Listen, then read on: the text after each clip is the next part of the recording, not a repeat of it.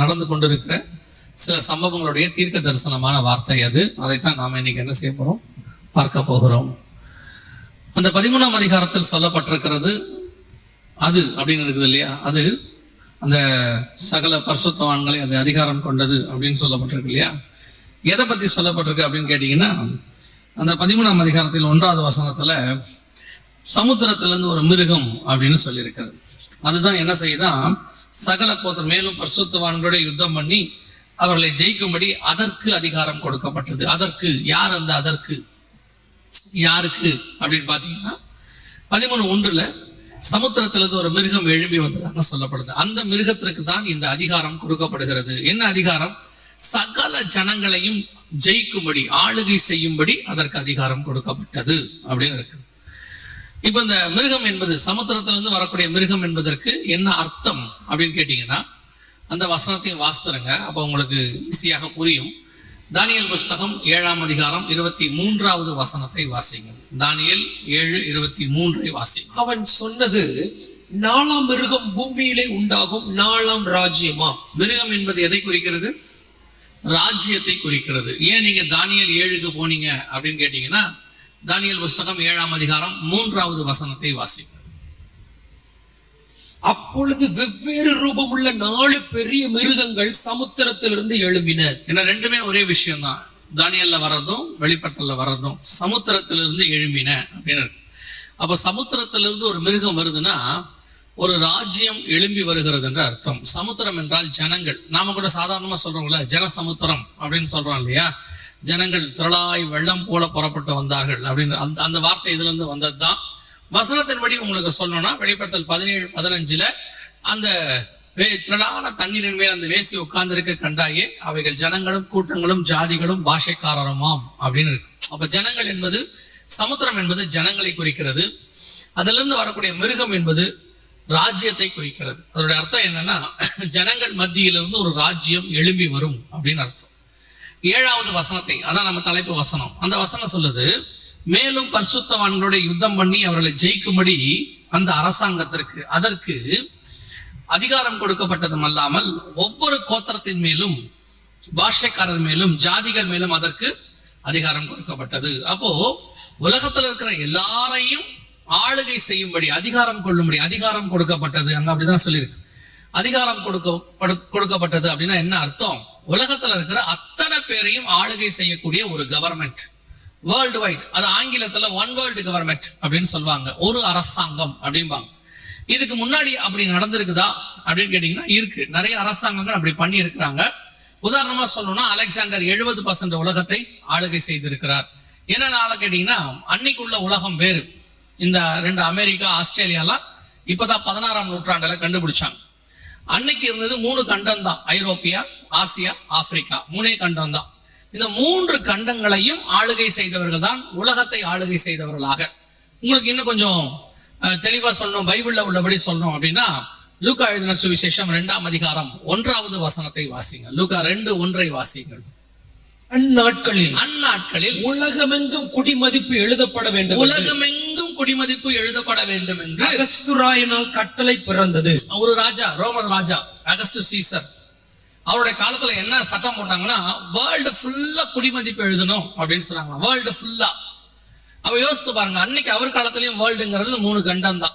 இந்த 15ஆம் 16ஆம் நூற்றாண்டுல தான் 2 அமெரிக்காவை கண்டுபிடிச்சாங்க, ஆஸ்திரேலியாவெல்லாம் கண்டுபிடிச்சாங்க. சோ உலகம் முழுக்க ஆளுகை செய்கிறதுக்கு பேர் தான் ஒன் வேர்ல்டு, முழு உலகத்தையும் ஆளுகை செய்வது. இந்த மாதிரி யார் யாரெல்லாம் பண்ணியிருக்கிறாங்க அப்படின்னு பாத்தீங்கன்னா, பைபிள் படி இதுவரைக்கும் நம்ம பைபிள்ல சொன்னபடி 6 பேர் பண்ணியிருக்கிறாங்க.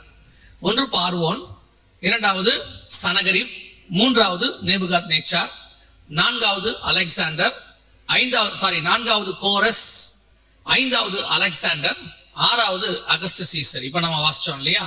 இந்த மாதிரி முழு உலகத்தையும் ஆளுகை செய்யக்கூடியதான அதிகாரம் இந்த ராஜாக்களுக்கு கொடுக்கப்பட்டது.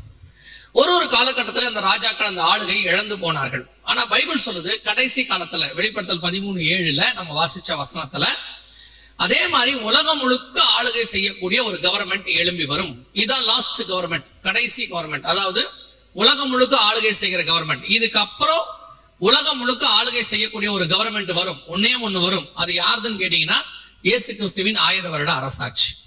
அதான் ஃபைனல். இதுக்கு அப்புறம் அடுத்து அதுதான் வரும். ஏன்னா இந்த கவர்மெண்டோட மொத்தம் 7 தான் பைபிள் சொல்லுது. இந்த 7ஓட எல்லாம் முடிஞ்சிடும். வெளிப்படுத்தல் 17ஆம் அதிகாரத்துல நீங்கள் 9வது வசனத்துல இருந்து 12வது வசனம் வரைக்கும் அதை பத்தி சொல்லப்பட்டிருக்கும். வாசிக்க வேண்டாம், நீங்க பாத்துக்கோங்க. சோ 7 கவர்மெண்ட் வரணும். 6 கவர்மெண்ட் விழுந்துருச்சு. இப்ப 7வது கவர்மெண்ட் ரெடி ஆயிடுச்சு.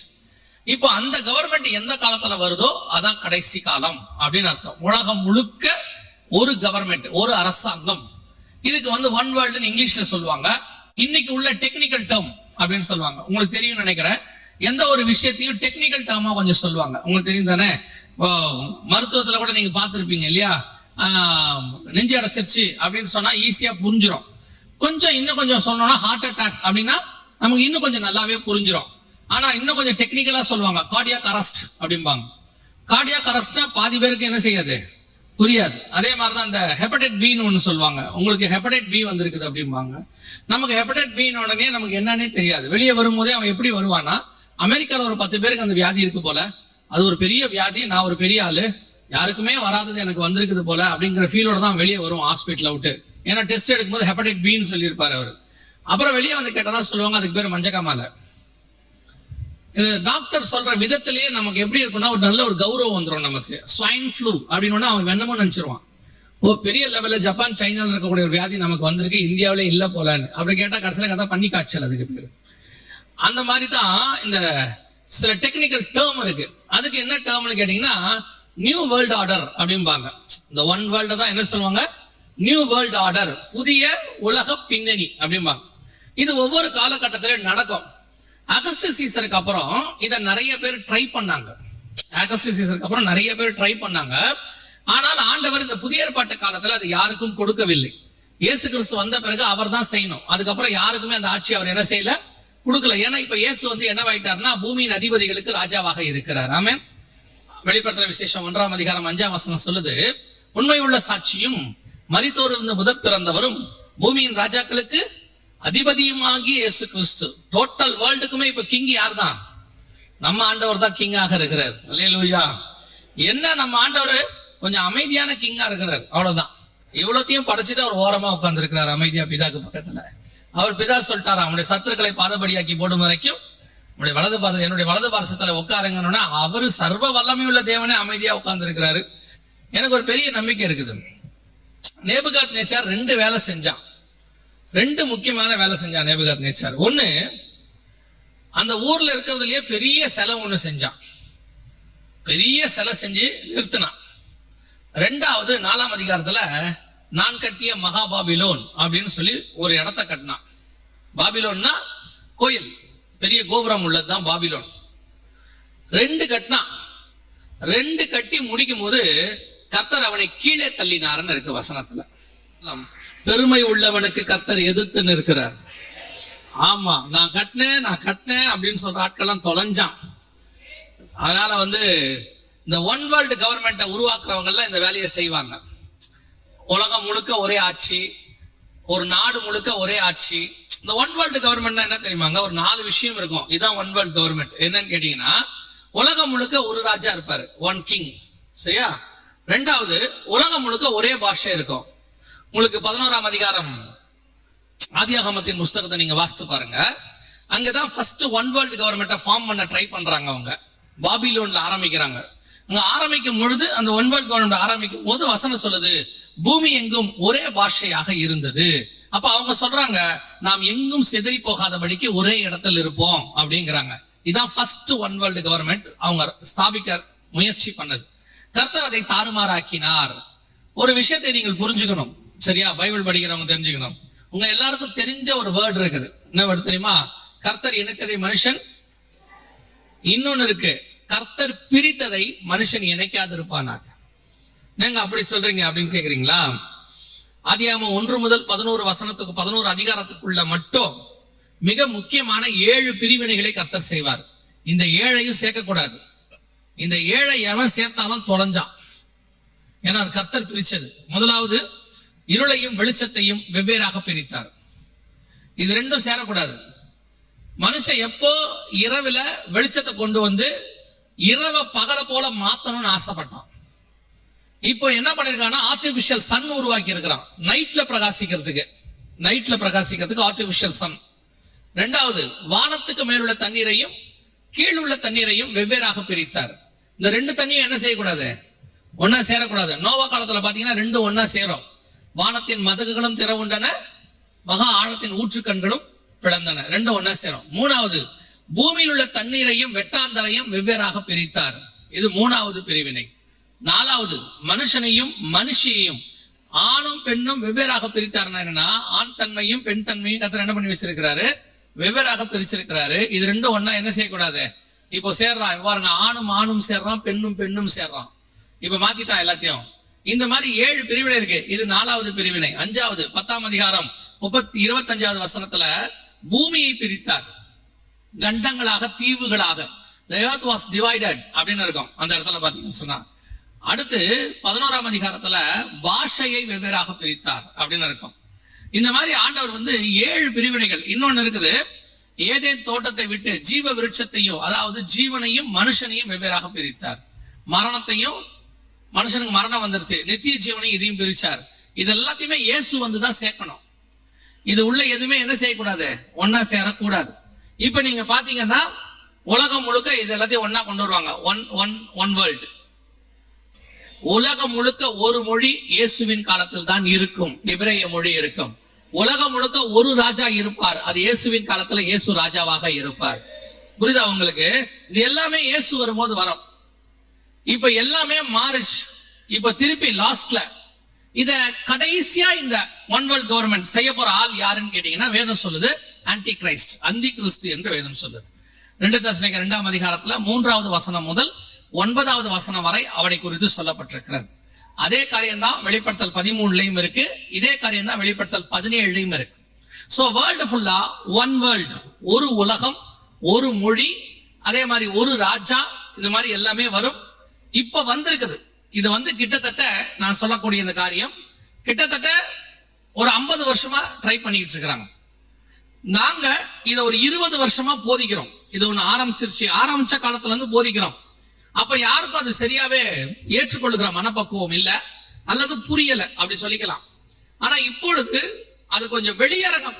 ஏன்னா அந்த கவர்மெண்ட் தொடங்குற காலம் வந்துருச்சு, ஒன் வேர்ல்டு கவர்மெண்ட் தொடங்குற காலம் வந்துருச்சு. அதனால அவங்க என்ன பண்றாங்க, வெளியரங்கமா வந்திருக்கிறாங்க. கொஞ்ச காலமா நீங்க பாத்தீங்கன்னா இப்படிப்பட்ட காரியங்கள் உங்கள் கண்களுக்கு முன்பாக தோன்றும். நீங்க பார்த்திருப்பீங்களான்னு தெரியாது, நல்லா கவனிச்சு பாருங்க. இதெல்லாம் பார்த்திருக்கிறீங்களா? பல இடங்கள்ல இந்த ஒன் வேர்ல்டுங்கிறது வெளிப்படையா இருக்கும். இப்போ சாதாரணமா பேட்டா ஷோரூம் போய் பாருங்க, அங்கேயுமே ஒன் வேர்ல்டுன்னு போட்டு வச்சிருப்பாங்க. உலகம் முழுக்க எல்லாம் கம்பைன் பண்ணி ஒரு ஒரு தொழில். இப்ப இந்த ஏர்லைன்ஸ் இருக்கு பாத்தீங்களா, இதுவே ஸ்டார் அலையன்ஸ் பேர். வேர்ல்டு ஃபுல்லா ஒரே ஏர்லைன்ஸ் கணக்கு. இப்ப நீங்க அமெரிக்காவுக்கு போனோம்னா இந்தியால இருந்து நேரா அமெரிக்காவுக்கு போறதுக்கு ஒரு ஃபிளைட் மட்டும் தான் இருக்கும். இவங்களே ஷேர் பண்ணிப்பாங்க. நான் கொஞ்சம் தூரம் கொண்டு வந்து விட்டுறேன், அங்க இருந்து நீ கூட்டிட்டு போ. திருப்பி அவன் கொண்டு வந்து துபாயில விட்டுருவான், துபாயில இருந்து இவன் கொண்டு வருவான். 2 பேரும் வெவ்வேறு ஏர்லைன்ஸா இருப்பாங்க, ஆனா ஒரு வேலையை செய்வாங்க 2 பேரும். நான் சொல்றது உங்களுக்கு புரியுதா? இதே மாதிரி ஏர்லைன்ஸ் மட்டும் இல்ல, எல்லா தொழிலையும் வந்தாச்சு. வேர்ல்டு ஃபுல்லா ஒன் வேர்ல்டு அப்படின்னு சொல்லக்கூடிய இணைக்கக்கூடியது இப்ப நடந்துட்டு. ஒரே பூமி, ஒரே குடும்பம், ஒரே எதிர்காலம். ஒரே குடும்பமாக இருக்க முடியாது. ஏன் முடியாது? அதாவது சொல்லும் போது சொல்றாங்கன்னு அர்த்தம் அப்படி அல்ல. அவங்க என்ன சொல்ல வராங்க அப்படின்னு கேட்டீங்கன்னா, வேர்ல்டு ஃபுல்லா ஒரே காரியம் நடக்கணும். இது சும்மா விளையாட்டுக்கு போட்டதெல்லாம் இல்ல. இப்ப இதுக்கான ப்ரூஃப்ஸ் நம்ம பார்க்க போறோம். பைபிள்ல வெளிப்படுத்தல் 13:17 அந்த வெளிப்படுத்தல் 13:7 சொன்னதுக்கான ப்ரூஃப் நம்ம காலத்துல நடக்குது. இப்ப வேர்ல்டு ஃபுல்லா ஒரே கவர்மெண்ட் கொண்டு வருவதற்கு, ஒரு அரசாங்கத்தை கொண்டு வருவதற்கு நிறைய வேலை செஞ்சிட்டு இருக்காங்க. அப்படி என்னங்க செய்யறாங்க அப்படின்னு கேட்டீங்கன்னா, நான் சொன்னல ஒரு 20 வருஷம் 30 வருஷமா நடக்குதுன்னு.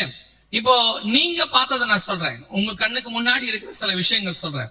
இப்ப நீங்க இங்க இருந்து அப்படியே போறீங்க, ஹைவேஸ் போறீங்களா? இங்க இருந்து ஹைவேஸ்ல இருக்கிற போர்டு எல்லாம் என்ன கலர்ல இருக்கு?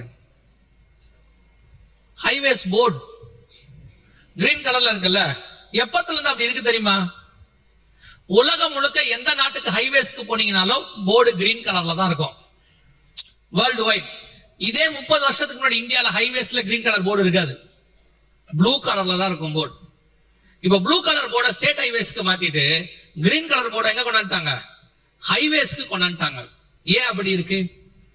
இது எப்படி வந்துச்சு? சரி, இங்க எப்படி இருக்குது?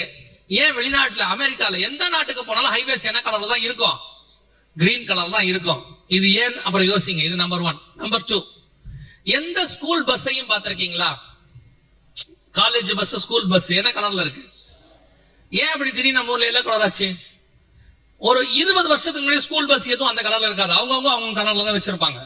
இப்ப திடீர்னு ஒரு rule, all over India, all over the world எல்லாமே ஒரே கலர் பஸ், யூனிஃபார்மா அப்படின்னு நம்ம சொல்றோம்.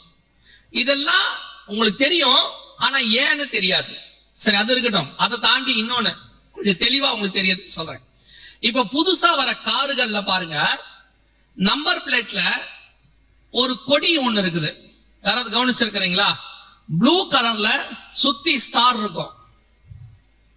கவனிச்சிருக்கீங்களா யாராவது? ஒரு கார்னர்ல ஸ்கொயரா ப்ளூ கலர் இருக்கும், அதை சுத்தி ஒரு 12 ஸ்டார் இருக்கும். பார்த்திருக்கீங்களா?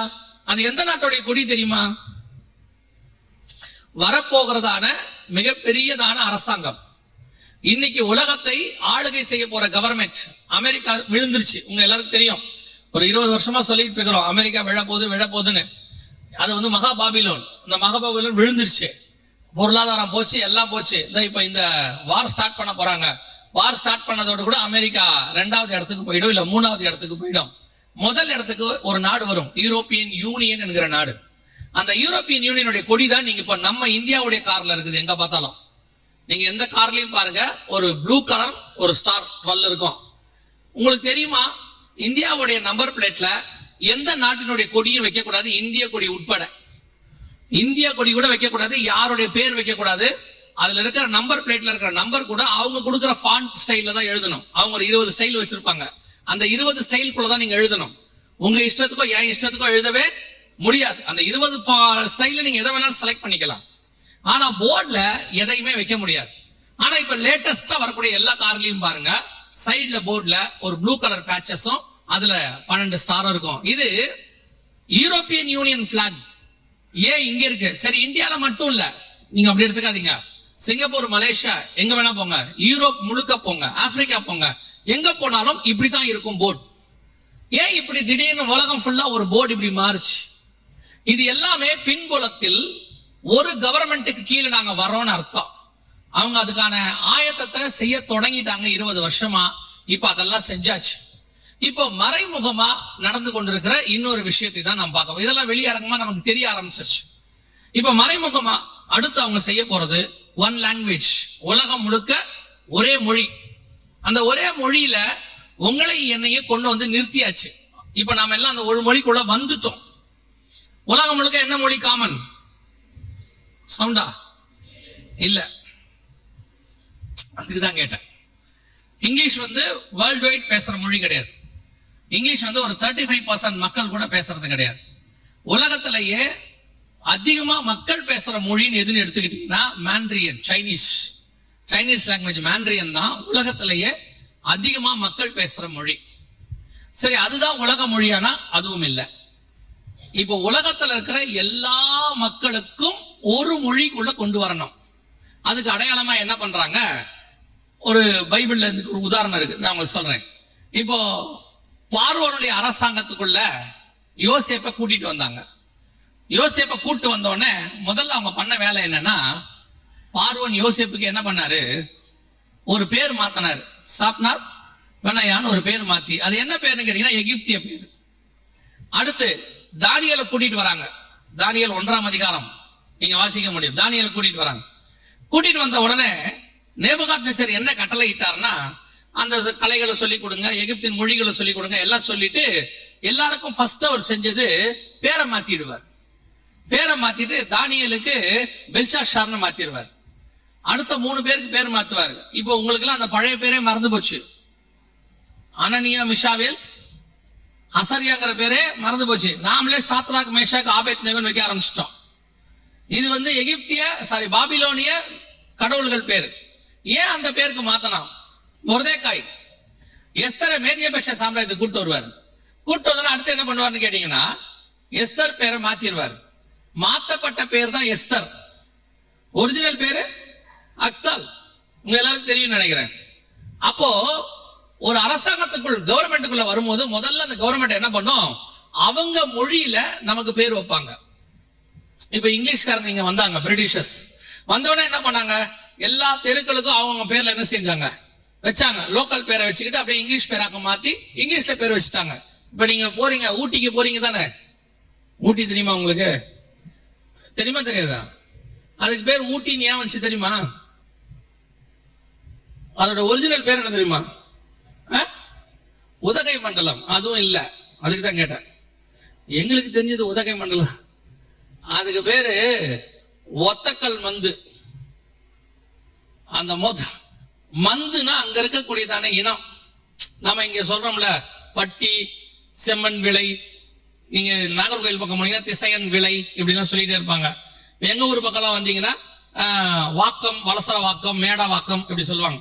அந்த மாதிரி ஊட்டியில அந்த சைடு ட்ரைப் சைடுல மந்தும்பாங்க. அந்த ஊட்டிக்கு பேரு ஒற்றைக்கல் மந்து. அவன் ஒட்டக்கல் மந்துன்றான், வெள்ளக்காரனுக்கு வரல வாயில, ஒட்டக்க மந்துன்னா. அப்புறம் ஒட்டக்க மண்டு உதக மண்டலம் ஆச்சு, உதக மண்டலம் ஊட்டி ஆயிடுச்சு. இப்ப நீங்க தூய தமிழ்ல உதக மண்டலம் இல்லையா? ஆக்சுவலா பேர் மாறிடுச்சுல. இந்த மாதிரி பேர் மாத்திடுவாங்க, நமக்கும் மாத்திடுவாங்கல்ல, மாத்தி ஆச்சு. இப்ப நமக்கு என்ன பேர், எந்த லாங்குவேஜ்ல பேர் வச்சிருக்காங்க தெரியுமா? நம்ம அத்தனை பேருக்கும் பேரை மாத்தி, இப்ப உங்க பேர் உங்க பேரே கிடையாது, அது உங்களுக்கு மட்டும்தான். இப்போ பாஸ்டர் பேர் இருக்குது, என் பேர் இருக்குல்ல, அவர் என்ன கூப்பிடுறதுக்கு அவர் பேரு, நான் அவரை கூப்பிடுறதுக்கு அவர் பேரு. கவர்மெண்ட்டுக்கு எங்க ரெண்டு பேர் பேருமே தெரியாது. கவர்மெண்ட் எங்களுக்கு வேற ஒரு பேர் வச்சிருச்சு. என்ன பேர் தெரியுமா? இதான் அந்த பேரு, நம்பர், டிஜிட்டல். நான் சொல்றது இந்தியா இல்ல, இந்தியன் கவர்மெண்ட் இல்ல, இது வேர்ல்டு கவர்மெண்ட், உலக அரசாங்கம். எப்படி உலக அரசாங்கம் நான் உங்களுக்கு அடுத்து சொல்றேன். இப்ப நம்ம எல்லாருமே அவங்க வச்ச பேருக்கு வந்துட்டோம். இப்ப நீங்க எங்க போங்க, உங்களை ஃபர்ஸ்ட் என்ன கேக்குறாங்க? கஸ்டமர் கேருக்கு போங்க, இல்ல போன்ல கஸ்டமர் கேருக்கு போன் பண்ணுங்க, இ சேவை மையத்துக்கு போங்க, எங்க வேணாலும் போங்க. உங்களை என்ன கேக்குறாங்க ஃபர்ஸ்ட்? நீங்க வேணா எடுத்த உடனே சொல்லுங்கப்பா, நீங்க ஃபர்ஸ்ட் சொல்லுங்க, நான் வந்து எம்டி ஜெகன் பேசுறேன், இருக்கட்டும் நம்பர் சொல்லுங்க. இல்ல நான் வந்து எவாஞ்சலிஸ்ட் பேசுறேன், நம்பர் சொல்லுங்க. நான் வந்து பாஸ்டர் கார்த்திக் கம்மாலியோட ஃப்ரெண்டு பேசுறேன், நம்பரை சொல்லிக்கிறோடா. அப்படித்தானே சொல்ல போறாங்க அடுத்து, இல்லையா? நம்பரை சொல்லாட்டி என்ன அவங்களுக்கு என்ன செய்யாது, தெரியாது. எங்க போனாலும் இப்ப என்ன முதல்ல என்ன கேக்குறாங்க? நம்பர்ஸ் கொடு, நம்பர் கொடுன்னு கேக்குறாங்க. ஏன்னா நான் தான் நம்பர் தான். இப்ப நானு என் பேருங்கிறது நம்பரை வச்சுதான் கண்டுபிடிக்கப்படுது. முதன்மையான என் பேர் டிஜிட்டல். ஏன் இந்த நம்பர் அப்படின்னு கேட்டீங்கன்னா, உலகத்துல இருக்கிற அத்தனை பேருக்கும் தெரிஞ்ச ஒரே மொழி நம்பர். இப்போ 5 இருக்குன்னு வச்சுக்கோங்களேன். இந்த 5ங்கிறத தமிழ்ல 5ன்னு எழுதிருவீங்க, 5 அப்படின்னு எழுதுவீங்க. இங்கிலீஷ்ல 5ன்னு எழுதுவீங்க, சாரி ஹிந்தில இங்கிலீஷ்ல 5ன்னு எழுதுவீங்க. ஆனா நம்பரா எழுதுனா 5ன்னு எழுதிட்டா உலகத்துல இருக்கிற எல்லாருக்கும் அது 5 தான். அவனுக்கு படிக்க வேண்டிய அவசியத்துல கஷ்டமே கிடையாது, யார் வேணாலும் படிச்சுக்கலாம். சோ இப்ப எனக்கு நம்பர்ல பேர் வச்சுட்டா என் பேரை என்ன செய்யலாம், யார் வேணாலும் படிக்கலாம். இப்ப என் பேரை எம்டி ஜெகனுங்கிறத தமிழ்ல நான் எழுதிட்டேன்னா இங்கிலீஷ்காரனால என்ன செய்ய முடியாது, படிக்க முடியாது, சைனீஸால படிக்க முடியாது. ஆனா என் நம்பரை நான் எழுதிட்டேன்னா அவன் படிச்சிருவான். சோ வேர்ல்டு வைட் நம்ம எல்லாருக்கும் காமனான லாங்குவேஜ்ல பேர் வச்சாச்சு. எல்லாருக்கும் எல்லா நாட்டுக்கு போனீங்கன்னா இப்படி ஒரு நம்பர் கொடுத்தாச்சு. அமெரிக்கால ஆரம்பிச்சு சின்ன தீவு ஸ்ரீலங்கா வரைக்கும் மக்கள் இனி நம்பருக்குள்ள கொண்டாந்தாச்சு. எப்படி நேபுகாத்நேச்சர் எல்லாருக்கும் பேர் மாத்தினானோ அதே மாதிரி மாத்தியாச்சு, எவ்ரிபடி. இப்ப நாம எல்லாருமே அந்த அரசாங்கம் வச்ச பேருக்கு வந்துட்டோம். இந்த பேர் நம்ம வைக்கல, இந்த பேர் என்ன செய்யல, நம்ம வைக்கல. இப்ப ஒரு உதாரணத்துக்கு சொல்றேன். நீங்க இந்த நம்பர் இருக்குது, நீங்க இ சேவை மையத்துக்கு போங்க, போயிட்டு இந்த கார்டுல இருக்கக்கூடியதான எதை வேணாலும் நீங்கள் மாத்திரலாம். இந்த கார்டுல இருக்கிற போட்டோவை மாத்தலாம். அவங்களே போட்டோ மாத்த சொல்றாங்க, 10 வருஷத்துக்கு ஒரு தடவை என்ன செய்யுங்க, போட்டோ மாத்துங்க. அடுத்து உங்களுடையதான அட்ரஸ் மாத்தலாம். நான் அட்ரஸ் மாறிட்டேன், அட்ரஸ் மாத்தலாம். உங்க பேர் இருக்குது இல்ல, இப்ப என் பேர் ஜெகன் இருக்கு இல்லையா, இந்த பேரை கூட அதுல மாத்திரலாம். தெரியுமா? கெசட்ல கொடுத்து பேரை மாத்திட்டு அந்த ப்ரூஃபை கொண்டு கொடுத்தா இங்க என்ன பண்ணி கொடுத்துருவாங்க, பேரை மாத்தி கொடுத்துருவாங்க. நீங்க ஒண்ணு சொல்லி பாருங்க, போயிட்டு நீங்க எனக்கு ஒரு நம்பர் கொடுத்துருக்கீங்க, நீங்க போய் சொல்லி பாருங்க இ சேவை மையத்துல இந்த நம்பரை மாத்தணும் அப்படின்னு சொல்லி. மாத்த முடியாது. ஏன்னா இது இந்தியாவுக்கு கொடுக்கிற நம்பர் மட்டும் நினைச்சுக்காதீங்க, இது auto generated number, world wide, not only India. இந்த நம்பர் இருக்கு பாத்தீங்களா, இது யூனிக் நம்பர் உங்களுக்கு. ஏன் அந்த 16 டிஜிட்ன்றதுக்கு காரணம் இருக்கு. இப்போ 2018க்கு மேல, குறிப்பா கொரோனாவுக்கு பிறகு நீங்க வாங்கின கார்டு வாங்கினவங்க, அதாவது கார்டை புதுப்பிச்சவங்க, ரினியூ பண்ணவங்க, புதுசா வாங்கினவங்க எல்லாரும் பாருங்க, உங்க கார்டுல கீழே ஒண்ணு கொடுத்துட்டு பாருங்க, விஐடின்னு ஒண்ணு கொடுத்துருக்கு பாருங்க, நம்பருக்கு கீழே இந்த பக்கம் இருக்கு பாருங்க. விஐடி அப்படின்னா என்ன தெரியுமா? விர்ச்சுவல் ஐடின்னு பேரு. அதாவது உங்க நம்பர் உங்க அட்டையில தான் 12 இருக்கும், ஆனா கம்ப்யூட்டர்ல 16 தான் இருக்கும். இப்ப புது கார்டு வாங்குனீங்கன்னா இதே மாதிரி பிரிண்ட் பண்ணி கொடுத்துருவாங்க. மேல 12ம் கீழே 16ம் பிரிண்ட் பண்ணி கொடுத்துருவாங்க. இப்ப நியூ கார்டு நம்ம எல்லாரையும் 16 டிஜிட்டுக்கு மாத்தியாச்சு. ஏன் 16 டிஜிட்டுக்கு மாத்தினாங்க அப்படின்னு கேட்டீங்கன்னா, 16 டிஜிட்டுக்கு மாத்தினாதான் 666க்குள்ள வரும். வெளிப்படுத்தல் 13:18 இதுல ஞானம் விளங்கும், புத்தி உடையவன் கணக்கு பார்க்கிறவன், இந்த மனுஷனோட இலக்கமா இருக்குது. இதனுடைய இலக்கம் 666 அப்படின்னு இருக்குது இல்லைங்களா? அந்த 666 அப்படின்னு வரணும்னா நமக்கு 16 டிஜிட் நம்பர் கொடுக்கணும். கம்ப்யூட்டருக்கு 2 டிஜிட் உள்ளுக்குள்ள, நம்ம கையில 16. மொத்தம் சேர்த்தா எத்தனை? 18. இந்த 18 தான் 666 பிரிப்பாங்க. 12 கொடுத்தா பிரிக்க முடியாது, 16 கொடுத்தா தான் பிரிக்க முடியும். இப்ப நம்ம எல்லாருக்கும் 16 டிஜிட் நம்பர். உங்க ATM card 16 digit, debit card, credit card 16 digit, உங்களுடைய ஆதார் நம்பர் 16. நம்ம அத்தனை பேரையும் 666க்குள் கொண்டு வருகிற வேலை முடிஞ்சிருச்சு, செஞ்சு முடிச்சாச்சு, வேலை ஓவர். நீங்கள் நானும் அந்த நம்பருக்குள்ள தான் இருக்கிறோம். இப்ப அடுத்து இன்னும் ஒரு நம்பர் மாறும்ல, மாறிடுச்சு. நாங்க மாறும்னு சொல்லிட்டு இருந்தோம், அதான் கடைசி. அது கடைசியா மாறிடுச்சுன்னா நம்மள மொத்தமா கொண்டு வந்துட்டாங்கன்னு அர்த்தம் அப்படின்னு சொல்லிட்டு இருந்தோம். இந்த வருஷம் 2024ல அதை மாத்திட்டாங்க. என்ன நம்பர் அப்படின்னா, உங்க செல்போன் நம்பர் இருக்குது இல்லையா? செல்போன் நம்பர் எத்தனை டிஜிட் இருக்கு? 10, 12. அப்படி கேட்க ஏத்திட்டே போவாங்க. 12, 14, 14, 16, 16, 18 கடைசி வரைக்கும் போயிட்டீங்கன்னா மீட்டிங் முடியாது. இப்ப உங்ககிட்ட எத்தனை டிஜிட் இருக்கு? 14 டிஜிட் இருக்கு உங்ககிட்ட. பிளஸ் 91 இருக்கா முன்னாடி? பிளஸ்ங்கிறதுக்கு என்ன அர்த்தம்? 00ன்னு அர்த்தம். பிளஸ் போறதுக்கு பதிலா என்ன பண்ணலாம்? 0091 ஒரு 10 டிஜிட். மொத்தம் எத்தனை ஆச்சு? 14. இது எத்தனையா மாறணும்? 16 மாறணும். 16 மாத்தியாச்சு பிஎஸ்என்எல்ல. இப்ப 2024ல இருந்து இந்த 00க்கு முன்னாடி இன்னும் 2 0 சேர்த்துட்டாங்க. இப்ப வரக்கூடிய எல்லாருக்குமே 16 டிஜிட் நம்பர் தான். இப்போ எல்லாமே 16.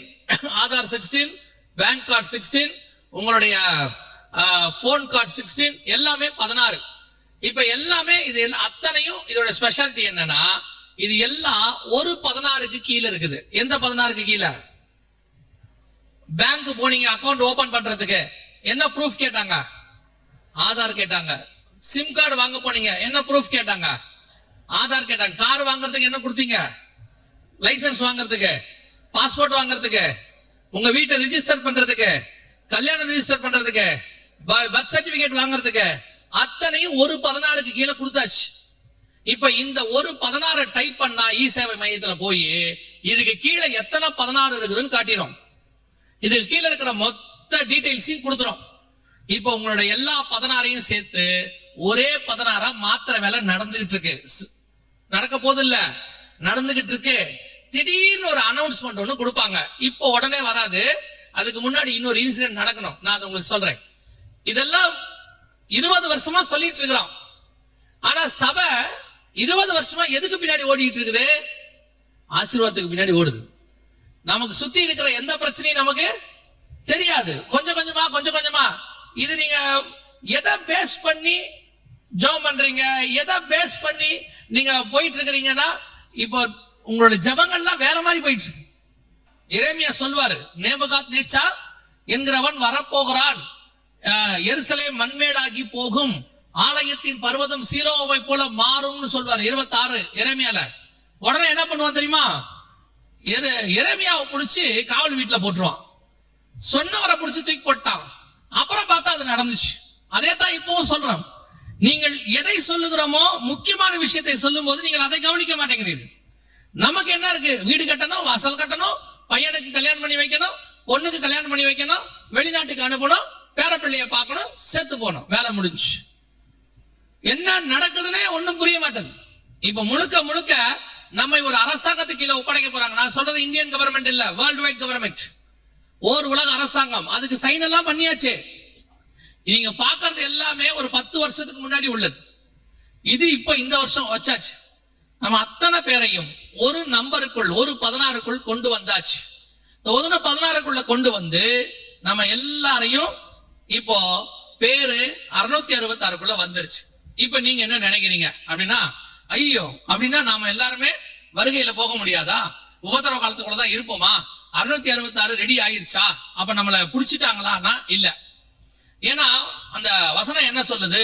13ஆம் அதிகாரம் 16வது வசனத்துல வெளிப்படுத்தல இந்த நம்பர் 17வது வசனம் சொல்லுது. ஃபர்ஸ்ட் 17 சொல்லுது, இந்த மிருகத்தின் முத்திரையாவது நாமத்தையாவது, நாமத்தின் லக்கம்னா நம்பரையாவது தரித்துக் கொள்ளுகிறவன் தவிர வேறு ஒருவனும் வாங்கவும் விற்கவும் கூடாதபடிக்கு செய்தது. இப்ப நம்ம அந்த இடத்துக்கு வந்துட்டோம்.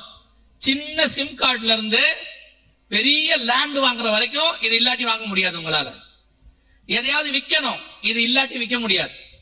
ஒரு ரெஜிஸ்ட்ரேஷன் பண்ணோம், இது இல்லாட்டி பண்ண முடியாது.